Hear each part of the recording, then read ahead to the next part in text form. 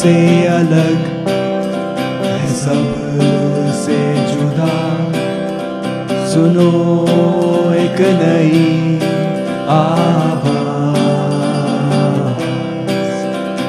باتیں نئی ہے نیا انداز. سنو ایک نئی آواز, دل سے ہے آپ کے ساتھ. نیا ہے یہ پیش قدم. السلام علیکم. پیش قدم کی اس نئی محفل میں ہم آپ کا تہہ دل سے خیر مقدم کرتے ہیں. میں ہوں آپ کی میزبان شائستہ فاروقی اور میں عادل بخشی. آج کے شمارے میں بات ہوگی عالمی کپ میں ہو رہی ہلچل کے بارے میں, جانیں گے ڈائبٹیز کے علامات اور اس سے بچنے کے نسخے, اور سنگمیل میں بات ہوگی کیوبن ریولیوشن کی. لیکن ہمیشہ کی طرح شروعات کرتے ہیں ہماری کور سٹوری کے ساتھ. آج کل اکثر طلباء کی یہ خواہش رہتی ہے کہ وہ ایک پروفیشنل کورس میں داخلہ لے سکیں, اور پروفیشنل کورسز کا اہم جز ہے انٹرنشپ. انٹرنشپ سے مراد ہے وہ ٹریننگ جو ایک پروفیشنل کورس کا طالب علم اپنے فیلڈ سے منسلک کسی فیکٹری, کمپنی یا آفس میں کرتا ہے. آج ہمارے ساتھ اسٹوڈیو میں ہیں ایسے ہی دو طالب علم جنہوں نے حال ہی میں اپنی انٹرنشپس مکمل کی ہیں. آئیے سنتے ہیں ہمارے صحافی شاہد اویس کی گئی ان کے ساتھ یہ گفتگو. دوستو, آج ہمارے ساتھ اسٹوڈیو میں ہیں یاسف ملا جو کہ ایک جرنلزم کے اسٹوڈنٹ ہیں, اور عادل وانی جو کہ انجینئرنگ کے اسٹوڈنٹ اسلامک یونیورسٹی میں ہیں. خیر مقدم ہے آپ کا ہمارے اسٹوڈیو میں. یاسف, کیا لگتا ہے آپ کو, کیا اہمیت رکھتی ہے انٹرنشپ ایک پروفیشنل کورس میں؟ دیکھیے, سب سے پہلے میں آپ کو بولوں کہ ایک پروفیشنل اسٹوڈنٹ کے لیے جو کہ ایک پروفیشنل کورس کرتا ہو, چاہے وہ سوشل اسٹڈیز کا کورس ہو یا کوئی انجینئرنگ کا کورس ہو, انٹرنشپ ایک اہم مقام رکھتی ہے اس کے کریئر میں. کیونکہ جب تک کہ ایک اسٹوڈنٹ انٹرنشپ نہیں کرتا ہے تو اس کو ریئل ورلڈ کے بارے میں پتہ نہیں چلتا ہے. Real world in the sense کہ جس میں اس کو کام کرنا ہوتا ہے. جب وہ انٹرنشپ کرتا ہے تو اس کے بعد اس کو پتہ چلتا ہے کہ کیسے کام کرنا ہے, فیلڈ میں کیسے کام کیا جاتا ہے اور کیسے کرنا ہے. اور انٹرنشپ, اور جہاں تک انٹرنشپ کی بات ہے تو میں آپ کو یہ بھی بتاتا چلوں کہ کافی زیادہ ایکسپیرینس ایک اسٹوڈنٹ کو ملتا ہے, جب کہ وہ ایک اسٹوڈنٹ ہی ہے بٹ اس کو بہت زیادہ ایک پروفیشنل ایکسپیرینس ملتا ہے. کافی ایکسپیرینسڈ پرسنس کے ساتھ وہ بیٹھتا ہے جنہوں نے فیلڈ میں بہت زیادہ کام کیا ہوتا ہے, بہت زیادہ ٹائم کے لیے کام کیا ہوتا ہے. ان کے ساتھ وہ کام کرتا ہے تو اس کو بہت اچھا فیل ہوتا ہے اور اچھا ہے اس کے لیے. اور انٹرنشپ کا سب سے بڑا فائدہ یہ بھی ہے کہ آپ کانٹیکٹس بلڈ کرتے ہیں وہاں پہ, جہاں پہ آپ کام کرتے ہو وہاں پہ آپ کانٹیکٹس بلڈ کرتے ہیں. اگر آپ مثال کے طور پر کسی کیمرہ مین یا کسی جرنلسٹ کے ساتھ وہاں پہ کانٹیکٹس بڑھائیں گے تو مے بی وہ جرنلسٹ کبھی آپ کے ایریا میں وزٹ کرے گا تو آپ کو اس کے ساتھ پرسنلی کام کرنے کا موقع مل سکتا ہے. At the end of the day internships آپ کو بہت زیادہ مدد دیتی ہے, آپ کو آپ کی نوکری یا جاب ملنے میں بہت زیادہ مدد کرتی ہے. یاسف, آپ سے جاننا چاہیں گے آپ نے انٹرنشپ کہاں سے کی اور وہاں کا ماحول کیسا تھا؟ میری internship NDTV India Delhi studio میں ہوئی. تو اس کے لیے میں اپنی یونیورسٹی کا کافی شکر گزار ہوں کہ انہوں نے بہت کام کیا کہ مطلب ہماری انٹرنشپ وہاں پہ ہو. تو پہلے آپ کو میں بتاتا چلوں کہ میں نے اپلائی کیا تھا کہ میں آؤٹ سائڈ JNK انٹرنشپ کروں, کیونکہ میں ایک براڈ کاسٹنگ جرنلزم کا اسٹوڈنٹ ہوں. تو یہاں پہ news studio Jammu and Kashmir میں نہیں ہے, تو اس کے لیے مجھے آؤٹ سائڈ JNK ضروری جانا تھا. تو میں نے اپلائی کیا تھا کہ میں آؤٹ سائڈ JNK انٹرنشپ کروں, اور میری انٹرنشپ لکیلی NDTV انڈیا میں ہوئی. وہاں پہ مجھے بہت زیادہ فائدہ ہوا. میں نے دیکھا کہ نیوز روم میں کیسا انوائرمنٹ ہوتا ہے, کیسا ماحول ہوتا ہے.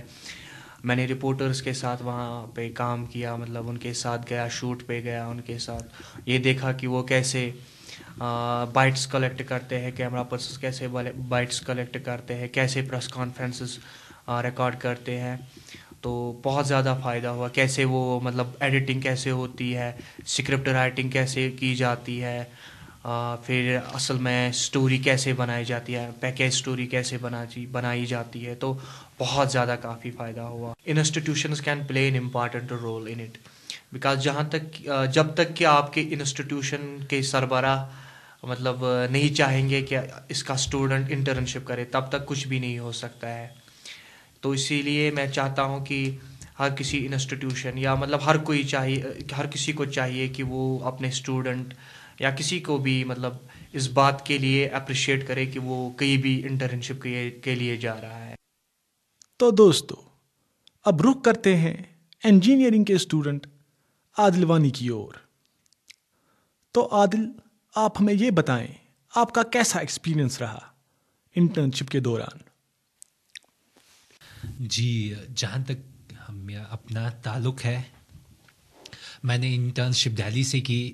دہلی میں NDTV اسٹوڈیو میں نے انجینئرنگ ڈپارٹمنٹ میں انٹرنشپ کی, کیونکہ میں ایک انجینئرنگ اسٹوڈنٹ ہوں. تو جہاں تک تعلق ہے انٹرنشپ کا, یہ تو ہر ایک پروفیشنل اسٹوڈنٹ کے لیے لازمی ہے, چاہے وہ کسی بھی فیلڈ سے ہو, وہ سوشل سائنس سے ہو, وہ آرٹس سے ہو, وہ سائنس اسٹوڈنٹ ہو. انٹرنشپ اس کے لیے لازمی ہے تاکہ وہ کسی فیلڈ میں اپنی جگہ بنائے. جہاں تک تعلق ہے انجینئرنگ میں انٹرنشپ کا, انجینئرنگ میں انٹرنشپ ایک لازمی چیز ہے, کیونکہ آپ کو اس سے جو ریئل ورلڈ میں جو انجینئرنگ آپ کو چاہیے تو وہ اس کی آپ کو مینس ایک تصویر ملتی ہے کہ کیا کیا کام ہوتا ہے وہاں پہ, کون سے انسٹرومنٹس کے ساتھ آپ کو ٹیکل کرنا پڑتا ہے. آپ کو چاہیے کہ انٹرنشپ میں آپ زیادہ سے زیادہ چیزوں کے بارے میں جانیں, تاکہ کل آپ کو جب انٹرو ہو آپ کا کسی کمپنی میں تو وہ آپ کے مینس آپ کے ہنر سے اچھی طرح سے واقف ہو کہ آپ کو یہ چیزیں آتی ہے. تو مینس انٹرنشپ آپ کے لیے ان شارٹ لازمی ہے کسی اچھے جاب کو حاصل کرنے کے لیے. تو کیا رائے ہے آپ کی انجینئرنگ طلباء کے لیے؟ جی, جہاں تک تعلق ہے میرے پیغام کا, یہ تو ایک چیز ہے کہ ہمیشہ زندگی میں کچھ نیا سیکھنا چاہیے. نئے کے ساتھ ساتھ آپ کو پرانی چیزوں کا بھی ان پہ بھی ہولڈ ہو, کیونکہ نئے تبھی آتے جب پہلے پرانے پہ آپ کو فل ہولڈ ہو. تو انجینئرنگ میں ایک چیز ہے کہ آپ کو نئی ٹیکنالوجیز دن بدن آتی ہے, تو یہ ٹیکنالوجیز آپ اپنے انسٹیٹیوشنس میں اتنا زیادہ نہیں سیکھتے ہو. جب آپ ریئل ورلڈ میں آتے ہو تو آپ کو زیادہ نئے جو ٹیکنالوجیز آتے ہیں اس کے ساتھ ٹیکل کرنا پڑتا ہے. تو وہ آپ جب پہلے ان چیزوں کو سیکھیں, ان نئی ٹیکنالوجیز کو آپ ان پہ ہولڈ ہو, تب آپ کا فیوچر برائٹ ہو سکتا ہے. یاسف اور عادل, آپ کا بہت بہت شکریہ, آپ نے اپنا قیمتی وقت ہمارے ساتھ یہاں اسٹوڈیو میں گزارا.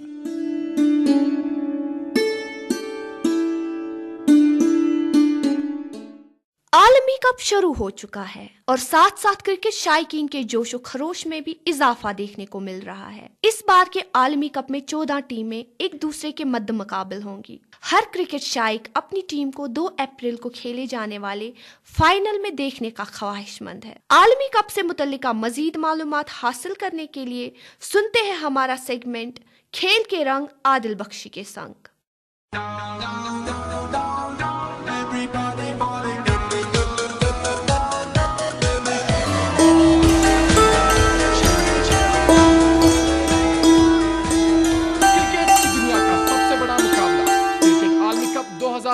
شروع ہو چکا ہے.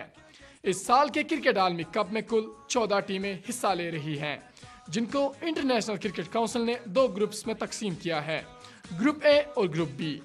گروپ اے میں انڈیا, ساؤتھ افریقہ, انگلینڈ, بنگلہ دیش, ویسٹ انڈیز, ہالینڈ اور آئرلینڈ کی ٹیمیں ایک دوسرے کے آمنے سامنے ہوں گی, جبکہ گروپ بی میں Australia, Pakistan, Sri Lanka, New Zealand جیسی ٹیموں کے علاوہ کینیا, کینیڈا اور زمبابوے کی ٹیمیں ایک دوسرے کے مد مقابل ہوں گی. سبھی ٹیموں کے پاس ایسے کھلاڑی موجود ہیں جن کے پاس ریکارڈز کی بھرمار ہے. اگر دفاعی چیمپئن آسٹریلیا کی بات کی جائے تو آسٹریلیا کے پاس ورلڈ کپ کی ہسٹری میں سب سے زیادہ میچ جیتنے کا اعزاز حاصل ہے. ऑस्ट्रेलिया ने अब तक 51 मैच जीते हैं। ऑस्ट्रेलिया पिछले 2 आलमी कपों में नाकाबिल शिकस्त है और दोनों ही आलमी कपों का खिताब अपने नाम करने में कामयाब रही है। ऑस्ट्रेलिया के पास सबसे ज्यादा आलमी कप जीतने का एजाज भी हासिल है। ऑस्ट्रेलियन टीम के कैप्टन रिकी पॉन्टिंग आलमी कप में सबसे ज्यादा छक्के मारने का रिकॉर्ड अपने नाम कर चुके हैं। ऑस्ट्रेलियन क्रिकेट टीम के ही बॉलर ग्लेन मैग्रा ने 2007 आलमी कप टूर्नामेंट में सबसे ज्यादा विकेट लेने का रिकॉर्ड हासिल किया। ग्लेन मैग्रा ने 2007 में 26 विकेट चटकाए। अगर मास्टर ब्लास्टर सचिन तेंदुलकर की बात की जाए तो सचिन तेंदुलकर के पास भी सबसे ज्यादा रन स्कोर करने का रिकॉर्ड हासिल है। सचिन तेंदुलकर ने कुल मिलाकर आलमी कप की हिस्ट्री में 1796 रन बनाए हैं, जिनमें 4 सेंचुरियां भी मौजूद हैं। उनके बाद ऑस्ट्रेलियन टीम के कैप्टन इस फहरिस्त में भी अपना नाम कुदवाने में कामयाब हुए हैं। रिकी पॉन्टिंग ने 1500 से ज्यादा रन आलमी कपों में स्कोर किए हैं। ऑस्ट्रेलियन टीम के ही साबिक खिलाड़ी मैथ्यू हेडन के पास आलमी कप की हिस्ट्री में तेज तरीन सेंचुरी बनाने का एजाज हासिल है। मैथ्यू हेडन ने 66 गेंदों पर जनूबी अफ्रीका के खिलाफ 2007 आलमी कप में सेंचुरी स्कोर की थी। सचिन तेंदुलकर के पास सबसे ज्यादा निस्फ सेंचुरीज बनाने का एजाज भी हासिल है। जनूबी अफ्रीका के गैरी क्रिस्टन के पास एक मैच में सबसे ज्यादा रन स्कोर करने का एजाज हासिल है। गैरी क्रिस्टन ने 1996 आलमी कप में यूएई के खिलाफ 188 रन बनाए थे। श्रीलंका के फास्ट बॉलर लसिथ मलिंगा ने आलमी कप 2007 में जनूबी अफ्रीका के खिलाफ 4 गेंदों पर 4 विकेट लिए।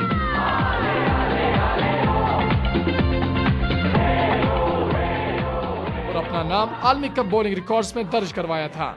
इसके अलावा श्रीलंका के ही चेमिन नवाज, भारत के चेतन शर्मा, पाकिस्तान क्रिकेट टीम के ऑफ स्पिनर सकलैन मुश्ताक और ऑस्ट्रेलिया के तेज गेंदबाज ब्रेटली आलमी कप हैट्रिक लेने में कामयाब हुए हैं। चेतन शर्मा आलमी कप की तारीख में पहले ऐसे बॉलर थे जिन्होंने हैट्रिक ली। फील्डर्स की फहरिस्त में एक टूर्नामेंट में सबसे ज्यादा कैच ऑस्ट्रेलिया के कैप्टन रिकी पॉन्टिंग ने लिए हैं। रिकी पॉन्टिंग ने 2007 आलमी कप में 11 कैच लिए थे।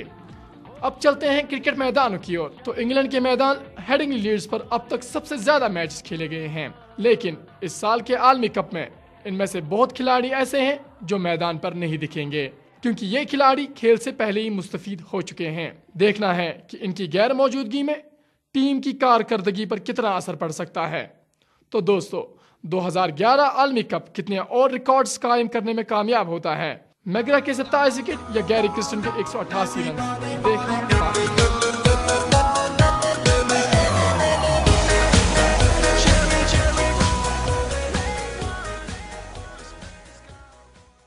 आप पेश कदम को सुन रहे हैं FM 102.6 मेगाहर्ट्ज पे। डायबिटीज, इस मर्ज को हम उर्फ आम में शुगर के नाम से जानते हैं।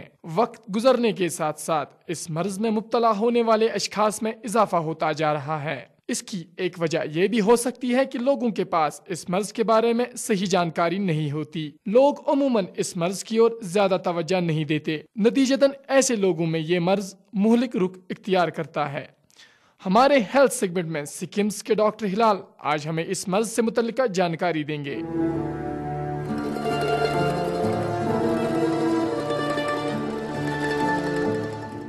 डायबिटीज़ जो है ये ऐसी बीमारी है जो स्टार्ट होती है तो बंदे को सिम्टम्स उतने नहीं होते हैं, मतलब इनिशियल स्टेजेस में अगर होंगे भी तो वो इग्नोर करता है ये सिम्टम्स, तो तभी ये डॉक्टर के पास जाता है। मतलब यूजुअली टाइप 2 डायबिटीज़, उसमें क्या होता है कि ऑलरेडी डायबिटीज़ हुआ होता है 4-5 साल से, तो फिर उसको बाद में पता चलता है जब उसको इतने सिम्टम्स हो जाते हैं कि वो फिर डॉक्टर के पास चला जाता है, तो फिर वो अपना ब्लड शुगर करा के तो उसका डायबिटीज़ होता है। लेकिन उस स्टेज पे इस डायबिटीज़ की वजह से उसकी किडनीज भी ख़राब हुई होती हैं, उसकी आइज़ भी ख़राब हुई होती हैं, उसका कार्डियोवास्कुलर सिस्टम भी ख़राब हुआ होता है। एक्चुअली हमें पहले ही ब्लड शुगर करवाना चाहिए, सो हमें पता चले कि ब्लड ग्लूकोज कितना है।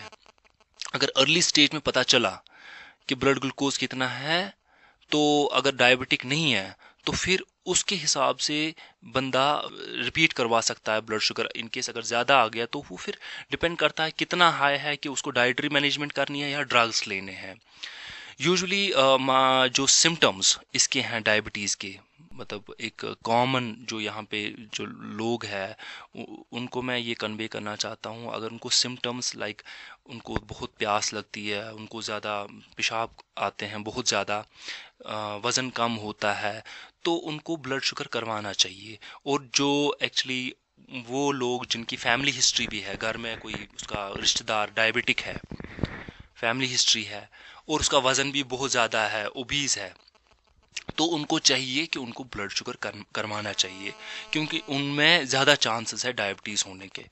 تو کیونکہ اور یہ میں کہنا چاہتا ہوں، یہ جو ڈائبٹیز ہے، اگر اس بلڈ شوگر کو کنٹرول میں رکھا جائے تو یہ کوئی بھی پرابلم نہیں کر سکتا. بالکل ایک بندہ نارمل لائف گزار سکتا اگر یہ بلڈ شوگر کنٹرول میں رکھے گا ود ڈرگس یا ڈائٹری مینجمنٹ. تو یوزولی جو گائیڈ لائنس ہے کہ آفٹر 40 ایئرس آف ایج ہر بندے کو بلڈ گلوکوز فاسٹنگ کرنا چاہیے 3 سال کے بعد.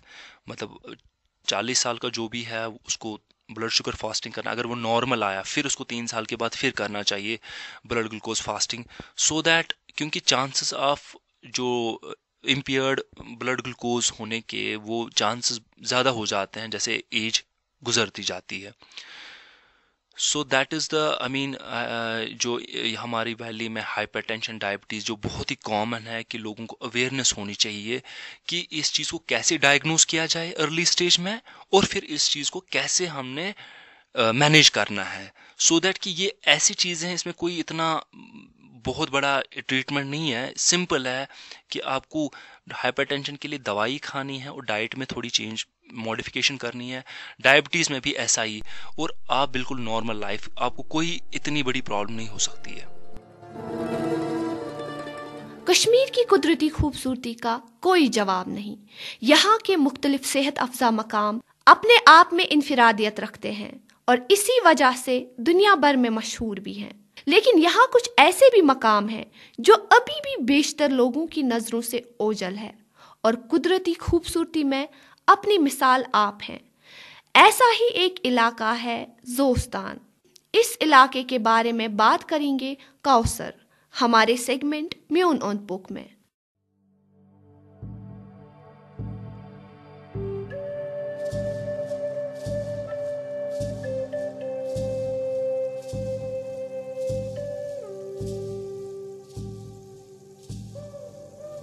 پہاڑیوں کے دامن میں ایک علاقہ آباد ہے. یہ علاقہ زوستان کے نام سے مشہور ہے. زوستان ہر سمت سے پہاڑیوں سے گھرا ہوا ہے جن میں ورنگل، پاناڑ، کھوڑناڑ شامل ہیں. پاناڑ پہاڑی کے اوپر ایک خوبصورت جنگل آباد ہے. ان پہاڑیوں کے دامن سے چھوٹے چھوٹے چشمے قصبے ترال سے تقریباً 21 میل کی دوری پر نکل کر مشرق و مغرب سے جھرنوں کی صورت میں بہتے ہوئے دلکش اور دل فریب نظارہ پیش کرتے ہیں. گھنے جنگلوں میں پائے جانے والے خضرو پھول، قسم قسم کی جڑی بوٹیاں جن کی خوشبو اور مہک موسم بہار سے لے کر خزان کے موسم اور پھر سرما کی برف باری تک اپنی مثال خود پیش کرتے ہیں. زوستان کے شمال مغرب کی پہاڑیوں پر موجود کائر کے درخت، جنگلی بادام، ورنی، جنگلی اخروٹ اور کلماش و دیگر پھولوں کی جھاڑیاں گاؤں کی رونق بڑھاتی ہے. گاؤں کی جنوب مشرقی پہاڑیوں پر بھی کھیت اور خوبصورت جنگل، سرسبز درخت، پھولوں کی جھاڑیاں جن میں خوبصورت گلاب کے پھول اور دیگر خضرو جڑی بوٹیاں پائی جاتی ہے جو دیکھنے کے قابل ہیں. ان پہاڑیوں پر سے نکلنے والے چھوٹے چشموں کے دامن میں گل بنفشا پھول اور دیگر قسم کے پھول موجود رہتے ہیں جو چشموں کی گرد نواح کی رونق دوبالا کرتے ہیں. بڑواس نام کی پہاڑی کے دامن سے نکلنے والے چشمے ایک نالے کی صورت میں بہتے ہیں جس کی کناروں پر خوبصورت پھول کھلتے ہیں. یہاں کے جنگلوں میں مختلف قسم کی جڑی بوٹیاں پائی جاتی ہیں جن میں زخم حیات، مشک بالی، جنگلی پالک خاص کر قابل ذکر ہے. ان کے پھل اور پھول جن سے نہ صرف جنگل بلکہ تمام گرد نواح کا علاقہ خوشبو سے دل و دماغ کو معطر کر کے قدرت کی انگنت احسانات کی یاد دلاتے ہیں. ہمسایہ جنگلوں میں جنگلی جانوروں کی برمار رہتی ہے جن میں چیتا، ریچھ، ہرن اور مارخور قابل ذکر ہیں. یہ چھُ میون اوٚنٛد پوٚک تہٕ مےٚ چھُ اَتھ پٮ۪ٹھ ناز.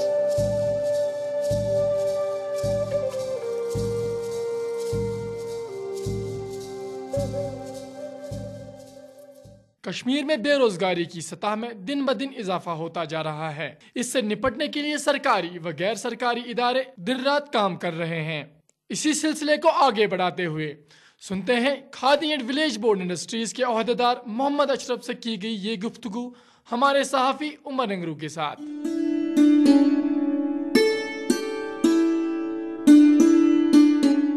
آج ہمارے ساتھ ہم کلام ہوں گے جناب محمد اشرف صاحب جو کہ khadi and village industries board کے عہدیدار ہیں۔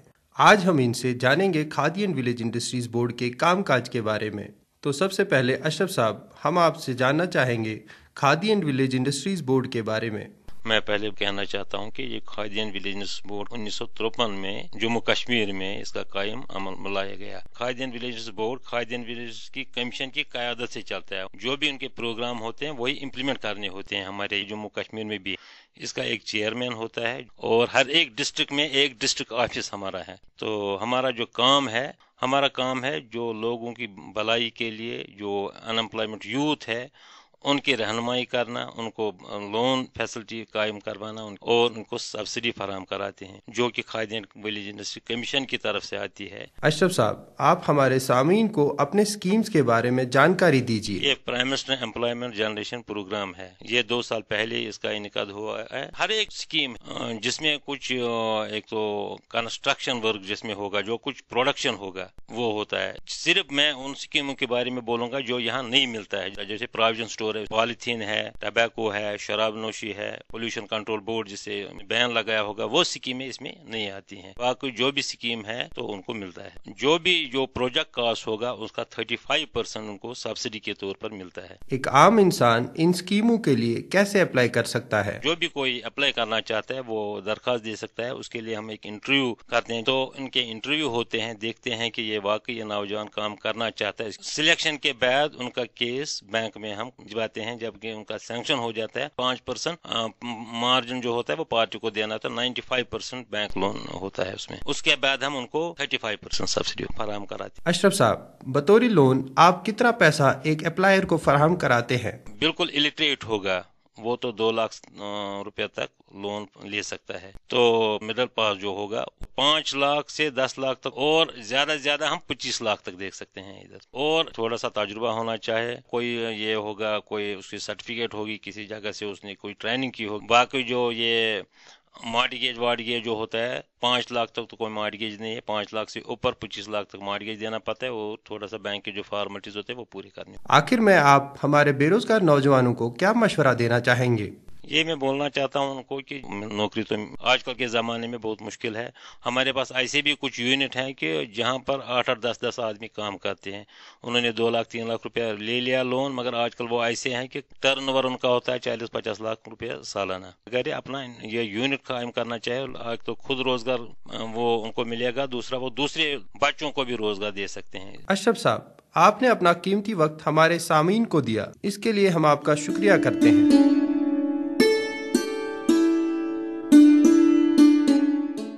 پیش قدم آپ کے لیے لایا ہے ایک اہم اطلاع۔ کمیونٹی ریڈیو مارچ میں اپنے تمام ممبرز میں سرٹیفکیٹس تقسیم کر رہا ہے۔ اگر آپ پیش قدم کے ممبر رہ چکے ہیں یا یہاں کے کسی بھی ٹریننگ پروگرام میں حصہ لیا ہے تو سرٹیفکیٹ حاصل کرنے کے لیے آپ آج ہی رجسٹریشن کرائیں۔ آپ اپنا نام پیش قدم ریڈیو اسٹوڈیو یا ڈپارٹمنٹ آف جرنلزم میں رجسٹر کروا سکتے ہیں۔ رجسٹریشن کی آخری تاریخ ہے 28 فروری۔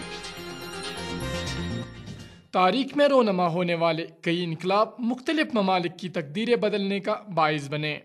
ایسا ہی ایک انقلاب کیوبا میں بھی رونما ہوا، جس نے وہاں کی حکومت کا تختہ پلٹ کر نئی حکومت کی بنیاد رکھی۔ اس واقعے پہ مزید روشنی ڈالیں گے پیش قدم کے یاسف ملا۔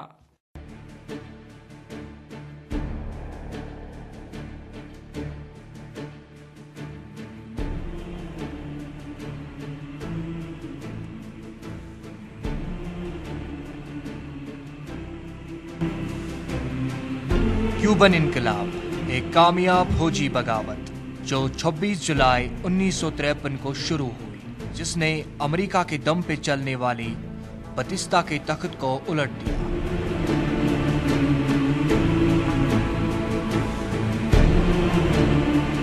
اس انقلاب کی شروعات اس وقت ہوئی جب قلیل تعداد میں فوجی باغیوں نے فیڈل کاسٹرو کی سربراہی میں مونکدا اور بیوما میں فوجی بارکوں پہ حملہ کیا۔ اس حملے میں مرنے والے باغیوں کی تعداد آج تک معلوم نہیں ہوئی، مگر فیڈل کاسٹرو نے اپنی سوانح حیات میں ان کی تعداد 5 بتائی ہے۔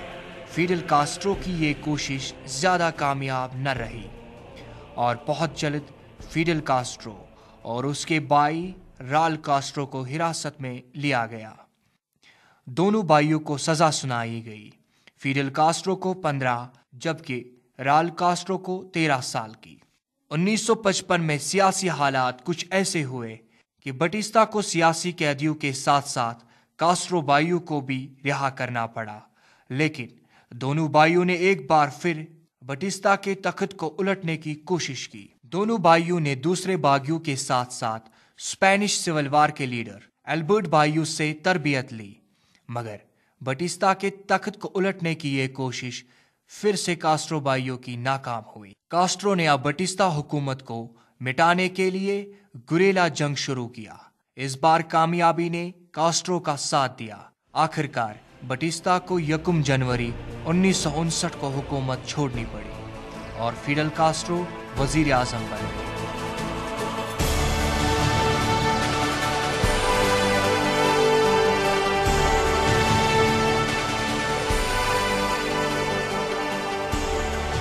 फिडेल कास्ट्रो ने आईन में तरमीम की और अपने आप को जिंदगी भर के लिए मुल्क का सदर बना लिया।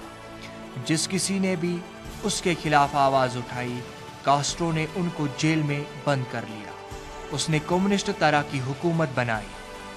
पहल अमेरिका ने भी कास्ट्रो का साथ दिया, मगर जैसे जैसे उसने कम्युनिज्म को बढ़ावा देना शुरू किया, अमेरिका ने उसको हुकूमत से हटाने की कोशिश की, मगर अमेरिका इन कोशिशों में नाकाम रहा और अमेरिका के 1200 फौजियों को कास्ट्रो ने जेल में बंद कर लिया।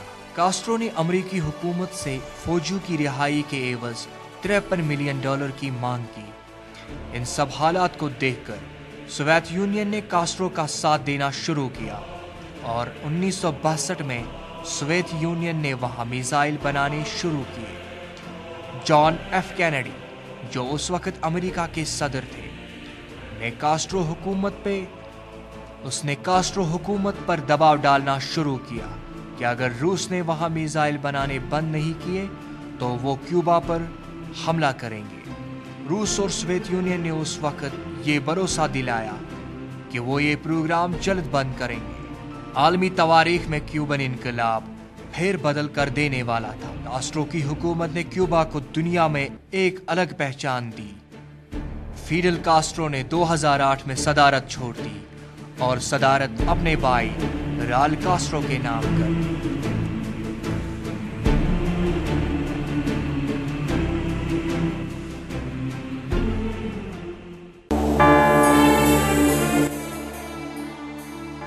पेशकदम की घड़ी इशारा कर रही है आपसे इजाजत लेने की। पेशकदम का ये शुमारा आपको कैसा लगा हमें ज़रूर बताइएगा। इस हवाले से आपकी कोई राय या शिकायत हो तो हमें आगाह करें। हमारा पता है पेशकदम, department of journalism, Islamic university of science and technology, Awantipora. या आप हमें ईमेल भी कर सकते हैं। हमारा ईमेल आईडी है पेशकदम PESHKADAM@gmail.com। हमें फेसबुक पे ज्वाइन करना ना भूलिएगा। तो दीजिए अपनी मेजबान शाइस्ता फारूकी और आदिल बख्शी को इजाजत। खुदा हाफिज।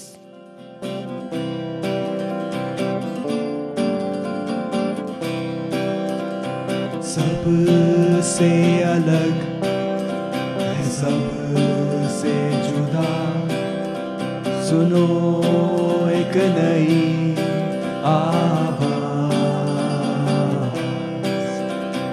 बातें नई है, नया अंदाज, सुनो एक नई आवाज, दिल से है आपके साथ, नया है ये पेशकदम। आप पेशकदम को सुन सकते हैं FM 102.6 मेगाहर्ट्ज पे इतवार को सुबह 9:15 पर, और इसी प्रोग्राम को आप दोबारा सुन सकते हैं बुधवार को शाम 6:30 पर।